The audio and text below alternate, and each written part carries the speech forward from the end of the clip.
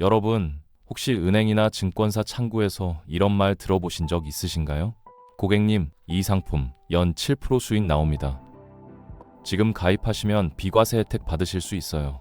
VIP 고객님께만 특별히 권해드리는 상품입니다. 솔직히 말씀드리면 이런 말 들을 때 가장 조심하셔야 됩니다. 저도 상담하다 보면 정말 안타까운 분들 많이 만납니다. 평생 모은 퇴직금 잘못된 상품 하나에 넣었다가 30%, 40% 날리신 분들. 더 문제는 뭐냐면 50대 이후에는 그 손실을 회복할 시간이 없다는 겁니다. 30대, 40대는 투자 실패해도 다시 벌면 됩니다. 근데 은퇴를 앞두고 계신 분들, 이미 은퇴하신 분들은 얘기가 다릅니다. 한번 잘못 넣으면 노후 전체가 흔들려요. 그래서 오늘은 50대 이상이시라면 노후 자금 절대 넣으면 안 되는 금융상품 5가지 확실하게 짚어드리겠습니다. 끝까지 보시면 지금 가지고 계신 상품 중에 해당되는 게 있는지 점검하실 수 있을 겁니다. 제대로 짚어드리기 전에 구독과 좋아요는 영상 제작에 큰 힘이 되니 아직 안 눌러주셨으면 지금 눌러주시면 감사합니다. 그럼 바로 시작해 볼게요. 첫 번째는 ELS, DLS입니다. 주가 연계증권, 파생결합증권이라고 하는 건데요. 이름은 어려운데 핵심은 간단합니다. 특정 지수나 주가가 일정 범위 안에 있으면 약속한 수익을 주고 그 범위를 벗어나면 원금 손실이 날 수 있는 상품입니다. 은행 창구에서 연 6%, 7% 나오는 상품이 있는데 관심 있으세요? 이렇게 권유받으셨다면 10중 8구 이 상품입니다. 왜 위험하냐? 2024년 홍콩 H지수 ELS 사태 기억하시죠? 수조 원이 날아갔습니다. 원금의 절반 이상 잃으신 분들 수두룩해요. 그분들 대부분이 뭐라고 하셨냐면요. 나는 이게 이렇게 위험한 상품인 줄 몰랐다고 하셨습니다. 문제는 이 상품 구조가 복잡하다는 겁니다. 녹인, 배리어, 스텝다운. 솔직히 금융 전문가 아니면 정확히 이해하기 어렵습니다. 근데 이해도 못하는 상품에 왜 노후 자금을 넣습니까? 특히 50대 이후에 이 상품 들어가시면 안 되는 이유가 있어요. 만기가 보통 3년입니다. 3년 동안 돈이 묶여요. 그 사이에 급하게 돈 쓸 일 생기면 중도 환매하면 손실 보고 나와야 됩니다. 그리고 만기 때 손실이 나면 50대 후반 60대의 원금 30%, 40% 날리면 그거 언제 다시 채웁니까? 제가 드리고 싶은 말씀은 이겁니다. 상품 설명서 읽어보세요. 읽어서 이해가 안 되면 그 상품은 내 상품이 아닙니다. 복잡한 상품이 좋은 상품이 아니에요. 특히 노후 자금은요. 단순하고 이해되는 상품에 넣으셔야 됩니다. 두 번째는 변액보험입니다. 이거 가입하신 분들 정말 많으세요. 근데 제대로 알고 가입하신 분은 별로 없습니다. 변액보험이 뭐냐면 보험이랑 펀드를 합쳐놓은 겁니다. 내가 낸 보험료 일부가 펀드에 투자되고 그 운용 실적에 따라 나중에 받는 돈이 달라지는 구조예요. 잘 되면 많이 받고 못 되면 적게 받는 거죠. 여기서 문제가 뭐냐? 숨은 비용이 어마어마합니다. 사업비라고 해서 보험사 운영 비용이 빠져나갑니다. 위험보험료라고 해서 사망보장 비용이 빠져나갑니다. 펀드 운용 보수도 빠져나갑니다. 이게 초반 몇 년 동안은 정말 많이 빠져요. 그래서 7년, 8년 지나도 원금 회복이 안 되는 경우가 허다합니다. 보통 10년은 유지해야 겨우 본전이에요. 자, 그럼 생각해보세요. 지금 55세 되신 분이 변액보험 가입하십니다. 10년 유지해야 본전이면 65세에 겨우 본전이에요. 그것도 펀드 수익률이 괜찮았을 때 얘기입니다. 중간에 해지하면요? 원금 대비 70%, 80%만 돌려받습니다. 이미 떼인 돈은 안 돌아와요. 더 안타까운 건 뭐냐면 이분들 대부분 노후 대비하려고요 라고 말씀하세요.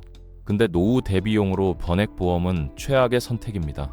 같은 돈을 연금저축이나 IRP에 넣으셨으면 세액공제도 받고 수수료도 훨씬 적고 훨씬 효율적이었을 거예요. 기억하세요. 보험은 보장용으로, 투자는 투자 상품으로. 이 두 가지를 섞어놓은 상품은 대부분 어중간합니다. 보장도 부실하고 투자 수익도 안 나요. 세 번째는 장기납입 저축성 보험입니다. 변액보험이랑 좀 다른 건데요. 연금보험, 저축보험 이런 이름으로 팔리는 상품들 있습니다. 10년 납입, 20년 납입 이런 구조로 되어 있어요. 이 상품들 특징이 뭐냐면 비과세를 앞세웁니다. 10년 유지하시면 비과세 혜택 받으실 수 있어요. 이 말에 많이들 넘어가세요. 근데 생각해보세요. 지금 52세이신 분이 20년 납입 상품 가입하십니다. 72세까지 매달 보험료 내셔야 돼요. 가능합니까? 은퇴하고 나면 수입이 확 줄어드는데 그때도 매달 30만 원, 50만 원 낼 수 있습니까? 못 내서 중도해지하면 어떻게 되냐? 원금 손실입니다. 낸 돈보다 적게 돌려받아요. 비과세고 뭐고 다 소용 없어지는 거죠. 그리고 솔직히 말씀드리면 이 상품들 실질 수익률 보시면 별로 안 좋습니다. 물가 상승률도 못 따라가는 경우 많아요. 20년 동안 묶어놓고 받는 게 그 정도면 차라리 예금이 나아요. 비과세 혜택 받고 싶으시면 ISA 계좌 쓰세요. 5년만 유지하면 되고 중간에 돈 빼기도 훨씬 자유롭습니다. 연금 저축도 세액공제 받으면서 노후 준비할 수 있어요. 50대 이후에는요, 장기라는 단어 붙은 상품 보시면 한 번 더 생각하세요. 내가 이 상품을 끝까지 유지할 수 있는지, 중간에 해지하면 어떻게 되는지 꼭 확인하시고 가입하셔야 됩니다. 네 번째는 테마형 펀드입니다. AI 펀드, 메타버스 펀드, 2차 전지 펀드, 반도체 펀드 이런 거 들어보셨죠? 요즘 뉴스에서 AI 많이 나오니까 AI 펀드 가입하시고 전기차 잘 나간다니까 2차 전지 펀드 가입하시고 이렇게 하시는 분들 많습니다. 문제가 뭐냐면요. 뉴스에 나올 때 사면 이미 늦은 겁니다. 테마형 펀드의 패턴이 있어요. 처음에 조용히 오릅니다. 그러다 뉴스에 나오기 시작하면서 사람들이 막 들어옵니다. 펀드 규모가 확 커져요. 근데 그때가 보통 고점 근처입니다. 그 다음에 빠지기 시작하면 30%, 40% 훅 내려갑니다.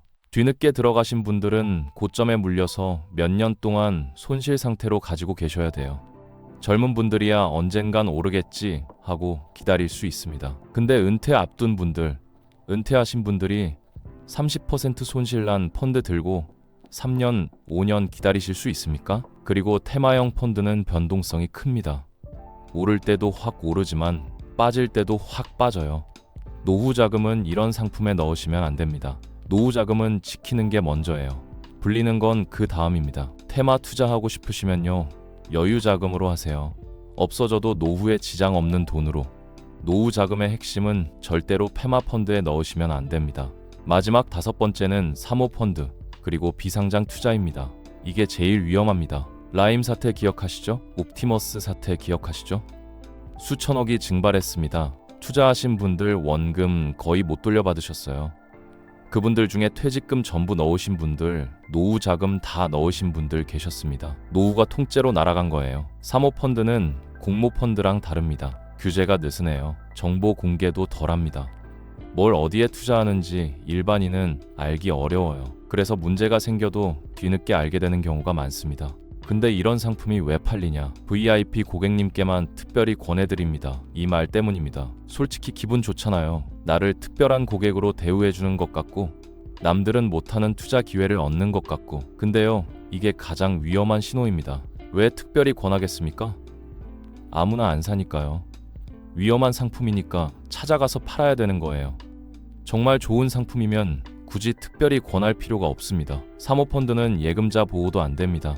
환매 제한 걸리면 돈 빼고 싶어도 못 빼요. 한번 문제 생기면 몇 년 동안 소송하면서 기다리셔야 됩니다. 그리고 대부분 원금 다 못 돌려받아요. 비상장 투자도 마찬가지입니다. 이 회사 곧 상장해요. 대박 날 거예요. 이런 말에 현혹되시면 안 됩니다. 비상장 주식은 휴지 조각되는 경우가 훨씬 많아요. 상장까지 가는 회사가 소수입니다. 노후 자금은요, 절대로 사모펀드나 비상장 투자에 넣으시면 안 됩니다. 누가 특별하다고 권유하면 그게 가장 위험하다고 생각하세요. 자, 오늘 말씀드린 내용 정리해드리겠습니다. 50대 이상 노후 자금 넣으면 안 되는 상품 5가지. 첫째, ELS, DLS. 구조가 복잡하고 원금 손실 위험 있습니다. 둘째, 변액보험. 숨은 비용 많고 10년 넘게 묶입니다. 셋째, 장기 납입 저축성 보험. 중도 해지하면 원금 손실입니다. 넷째, 테마형 펀드. 고점에 물리면 회복하기 어렵습니다. 다섯째, 사모펀드 비상장 투자. 한번 잘못되면 노후 전체가 날아갑니다. 이 5가지 상품 공통점이 뭔지 아세요? 전부 지금 당장은 좋아 보입니다. 고수익, 비과세, 특별한 기회 이런 말로 포장되어 있어요.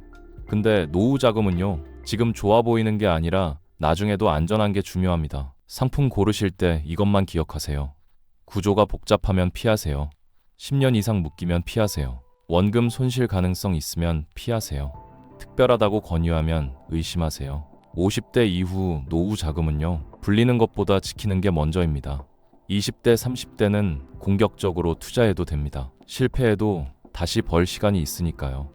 근데 은퇴 앞두셨거나 이미 은퇴하셨으면 얘기가 다릅니다. 한번 잃으면 다시 채울 방법이 없어요. 그래서 노후 자금만큼은요, 욕심내지 마시고 안전하게 가져가시길 바랍니다.